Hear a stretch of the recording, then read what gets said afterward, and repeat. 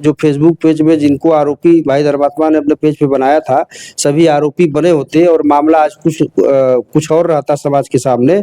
लेकिन निश्चित तौर पे कहीं न कहीं से उस मामले को उस दिन डीएम एसपी महाराजगंज महोदय द्वारा जो भी समाज के व्यक्ति वहाँ मौजूद थे उनको डराया गया, धमकाया गया और तहरीर बदलवा। नमस्कार, एक बार स्वागत है आपकी आवाज चैनल में। जनपद गोरखपुर में हमारे साथ जुड़ने जा रहे हैं सुशील चंद्र साहनी। धर्मात्मा निषाद का मामला जो है आपको बता दें राजनीतिक तूल पकड़ता जा रहा। आए दिन नेता लोग उनके वहां जाते रह रहे हैं, लेकिन न्याय जस का तस, समस्या जस की तस बनी रह रही है। ये सुशील चंद्र साहनी जी भी वहां पे पहुंचे थे। आइए इनसे बात करेंगे उस मुद्दे पे। बहुत बहुत स्वागत है हमारे चैनल पे आपका। जी। सबसे पहले आपके चैनल के दर्शकों को सादर नमस्कार। निषाद राज की जय, प्रभु निषाद राज की जय। आप अधिवक्ता समाज से आते हैं, एक दमदार अधिवक्ता है आप। निषाद युवा वाहिनी भी चलाते हैं और धर्मात्मा निषाद का मामला राजनीतिक तूल पकड़ता जा रहा है, क्या बोलेंगे उस मुद्दे पे? देखिए, सबसे पहले आपके चैनल के दर्शकों को धर्मात्मा निषाद जो हमारे समाज का वीर क्रांतिकारी भाई था, समाज के लिए बलिदान हो गया, समाज के मुद्दों की लड़ाई लड़ता था, उस भाई को विनम्र श्रद्धांजलि, कोटि कोटि नमन वंदन करते हुए मैं बताना चाह रहा हूँ कि समाज धर्मात्मा निषाद और उनके परिवार के साथ मैं, निषाद युवा वाहिनी और मेरा पूरा समाज ईमानदारी के साथ खड़ा हुआ है। लेकिन कुछ राजनीति हो रही है उसमें। आए दिन लोग नेता लोग पहुंच रहे हैं तमाम मुद्दे, लेकिन एफआईआर, उनके परिजनों का आरोप लगाना, एफआईआर बदल दी जाती है। न्याय के लिए दर दर की परेशानियां झेलना पड़ रहा है, लेकिन न्याय नहीं मिल रहा। आप भी वहां पे जा रहे हैं, कहीं ऐसा नहीं ना सारे नेता राजनीति कर रहे हैं, उसमें से आप भी एक हैं? नहीं, मैं राजनीति नहीं कर रहा हूँ। देखिए, अभी उनकी पत्नी अंजलि निषाद द्वारा हमको दस्तखत करके पेपर दिया गया है जी, और विधिक कार्रवाई हेतु उस पर विधिक कार्रवाई होगी। नेताजी काम जो नेताजी नेतागिरी कर रहे हैं उससे हमसे कोई मतलब नहीं है। समाज का मुद्दा है और समाज की हितार्थ बात है। अगर धर्मात्मा निषाद भाई के साथ अन्याय हुआ है तो उसके साथ न्याय होगा। कानून का ये देश कानून से चलता है और कानून यहाँ जिंदा है और कानून जिंदा है। कानून के हाथ बहुत लंबे होते हैं और जो भी साक्ष्य है जी, भाई धर्मात्मा निषाद के प्रकरण में जो भी एविडेंस है, उस एविडेंस के आधार पर जो भी आरोपी होंगे विधिक प्रक्रिया में सही तरीके से जब उसको फेस किया जाएगा, सारे आरोपी जेल के अंदर। न्याय कब मिलेगा? सुशील साहनी एक अधिवक्ता समाज से आते हैं, समस्या जस की तस देखिए, जस की तस इस नाते बनी हुई है। अभी वो परिवार परेशान है, क्योंकि परिवार की मानसिक स्थिति, मान लीजिए परिवार का जो सबसे प्रमुख व्यक्ति था, जो परिवार का मुखिया था, वो आज हम लोगों के बीच नहीं रहा। तो इस कारण उस परिवार के लोग कहीं ना कहीं से सही निर्णय लेने में अभी सक्षम नहीं है। जैसे जैसे समय बीतेगा, 2-4 दिन 5 दिन, जैसे उनका कर्मकांड वगैरह बीत जाएगा, उस परिवार के लोग सही स्थिति में आ जाएंगे, निर्णय लेने की स्थिति में आ जाएंगे। उनको इस बात का विभात हो जाएगा कौन व्यक्ति उनके साथ क्या कर रहा है और न्याय कैसे मिलेगा।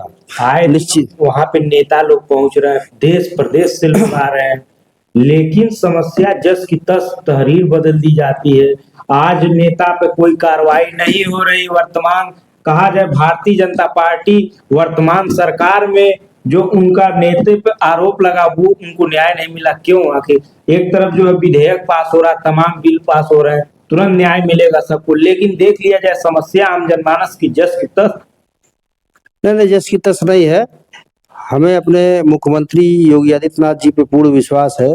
धर्मात्मा निषाद भाई के परिवार के साथ भी न्याय होगा। जहाँ तक हम भी उनके बारे में व्यक्तिगत रूप से जानते हैं कि उनके इस जो मुख्यमंत्री शासनकाल है, जो भी दोषी रहा है और उसके खिलाफ जो भी साक्ष्य मिला है, चूंकि देखिए कानून की प्रक्रिया जो होती है, चूंकि आत्महत्या भाई धर्मात्मा निषाद ने किया, एक फेसबुक पेज पे पोस्ट किया, तो पुलिस या जो भी एजेंसी इसकी जांच कर रही है उसको इस बात का एविडेंस तो मिलना ही चाहिए कि वाकई में जो फेसबुक पेज पे पोस्ट है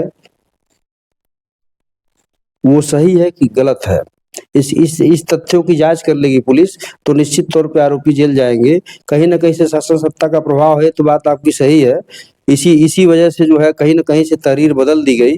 तहरीर अगर बदली नहीं गई होती तो प्रथम दृष्टया ये सारे जो फ़ेसबुक पेज में जिनको आरोपी भाई धर्मात्मा ने अपने पेज पे बनाया था, सभी आरोपी बने होते और मामला आज कुछ और रहता समाज के सामने। लेकिन निश्चित तौर पे कहीं न कहीं से उस मामले को उस दिन डीएम एसपी महाराजगंज महोदय द्वारा जो भी समाज के व्यक्ति वहाँ मौजूद थे उनको डराया गया, धमकाया गया और तहरीर बदलवा दी गई। हम लोग इसके लिए भाई के परिवार से, धर्मात्मा निषाद जी के परिवार से संपर्क में लगातार बने हुए हैं और संपर्क में बने रहते हुए हम लोग निश्चित तौर पे विधिक प्रक्रिया में आकर अगर कोई न्याय नहीं देगा तो ये देश संवैधानिक देश है और संविधान से चलता है। संविधान में जो भी प्रदत्त व्यवस्था है उस प्रदत्त व्यवस्था के तहत निश्चित तौर पर विधिक कार्रवाई होगी और जो भी आरोपी होगा निश्चित तौर पे जेल जाएगा। क्या आप एक अधिवक्ता हैं, आपको बता दें क्या धर्मात्मा निषाद को न्याय मिलेगा? निश्चित तौर पे मिलेगा 100%। देखिए कानून अभी जिंदा है और अभी चूंकि हम लोगों द्वारा न्यायालय में कोई प्रार्थना पत्र नहीं दिया गया है और न्यायालय में प्रार्थना पत्र धर्मात्मा जी के परिवार से आपसी सहमति बन जाएगी। चूंकि उनके वहाँ 1 मार्च को कार्यक्रम है, श्रद्धांजलि सभा उनकी है और उसी दिन उनकी जो है मृत्यु घोषणा कार्यक्रम है। तो कहने का मतलब ये कार्यक्रम निपट जाएगा तो निश्चित तौर पे विधिक प्रक्रिया भी होगी, आरोपी जेल भी जाएंगे, आरोपी के खिलाफ मुकदमा भी होगा और निषाद बवानी निश्चित तौर पे न्याय दिलाएगी। आपको बता दें कि आए दिन यहाँ सीएम सिटी है, आए दिन निषादों पर अत्याचार हो रहा। सुशील चंद्र साहनी जी, उसके बावजूद क्यों न्याय नहीं मिल रहा? अभी यही अमटौरा का मामला देख लीजिए, राजा निषाद का मामला देख लीजिए, फिर चौरी चौरा में कई मामले होते हैं। देखिए अमटौरा वाले मामले में हम लोग न्याय दिलाने के लिए कटिबद्ध थे, समाज के सभी लोग थे, समाज के तमाम नेताजी लोग वहाँ गए थे। कब तक निषाद पीड़ित रहेगा? नेताजी लोग गए थे और हमारे समाज के सभी नेताओं का हम योगदान रहा है। अमटौरा वाले मामले में कुछ हमारे समाज के जयचंदों द्वारा मामले को पटाक्षेप कराने के लिए कहीं न कहीं से मामले को मुख्यमंत्री से मुलाकात करा दी गई और मुख्यमंत्री से मुलाकात होने के बाद किसी मामले में कोई भी पटाक्षेप करना या कोई भी आंदोलन करना सही नहीं होता है और मुख्यमंत्री से मिलने के बाद वो मामला जस का तस पड़ा रहा, उस परिवार को भी न्याय मिल पाया। इसी तरह से तमाम मामलों में जब तक आप किसी भी चीज की योजना बना के उसको साकार स्वरूप नहीं देंगे और सिस्टमेटिक ढंग से कोई काम नहीं किया जाएगा तो न्याय मिलने में देरी होती है। अच्छा, आप अधिवक्ता समाज से आते हैं, एक चीज देख लीजिए, अगर कहीं फर्जी मुकदमे होते हैं तो उस पर त्वरित कार्रवाई होती है। अगर जो सत्य अगर साबूत के साथ काम किया जाए तो उस पर क्यों समय लगता है? देखिए चूंकि इसमें जो आरोपी लोग हैं वो आरोपी लोग कहीं न कहीं सत्ता में आसीन है, कैबिनेट मंत्री पद पर विराजमान है, कुछ विधायक क्या जी हैं। नाम है उनका? अरे भाई श्री संजय निषाद जी हैं जिनके ऊपर आरोप है। उनके ऊपर क्यों मुकदमा नहीं दर्ज हो रहा है? क्यों न्याय नहीं मिल रहा धर्मात्मा निषाद को? कब आप सड़क पे उतरेंगे? सड़क पे उतरेंगे, पहले कानून को देख ले। जब कानून साथ नहीं देगा तो अंतिम रास्ता तो वही है सड़क पे उतरने का। हमें पूरा विश्वास है कि कानून की दृष्टि में दोषी दोषी होता है, अपराधी अपराधी होता है और कानून हम लोग के साथ न्याय करेगा। भाई धर्मात्मा का परिवार चलेगा तो निश्चित तौर पर उसको न्याय मिलेगा।